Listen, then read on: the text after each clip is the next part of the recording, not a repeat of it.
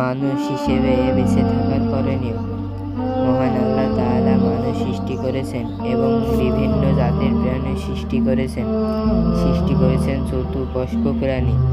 তবে মানুষ আর চতুষ্পদ প্রাণীর মধ্যে পার্থক্য হলো মানুষ আশরাফুল মাখলুক, তাদের শ্রেষ্ঠ পৃথিবীর প্রাণীকুলের উপর, কিন্তু মানুষ ছাড়া অন্য কোনো প্রাণীও শ্রেষ্ঠত্ব নেই। কিন্তু মানুষের শ্রেষ্ঠত্ব কী কারণে? কারণ হলো মানুষ তার জীবনে নিজ মর্জির মতো পরিচালনা করতে পারে না, যেমনটি অন্য প্রাণী করতে পারে, বরং সে একমাত্র আল্লাহ তাআলার মনোনীত ধর্ম ইসলামের মতো জীবন পরিচালনা করবে। আর যারা তা করবে না, তারা মানুষ হওয়াও চতুর্ভুজ প্রাণীর চেয়েও নিষ্কৃত। তাই মানুষ হিসেবে বেঁচে থাকতে হলে অবশ্যই আল্লাহ তাআলার বিধান মেনে ইসলামের মতো জীবন পরিচালনা করতে হবে, অন্যথায় মানুষগুলো মানুষ রূপে শয়তান পরিণত হবে এবং চতুর্ভুজ প্রাণীর চেয়েও সে নিকৃষ্ট বলে গণ্য হবে।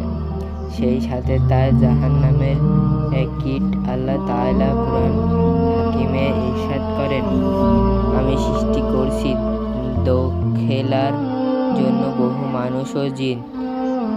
তাদের অন্তর আছে, তা দ্বারা তারা বিবেচনা করে না, তাদের চোখ আছে, তা দ্বারা দেখে না, আর তাদের কান আছে, তা দ্বারা তারা শোনে না। তারা চতুষ্পদ প্রাণীর মতো, বরং তাদের চেয়েও নিকৃষ্টতর। তারাই হলো গাফেল, শৈথিল্য পরায়ণ।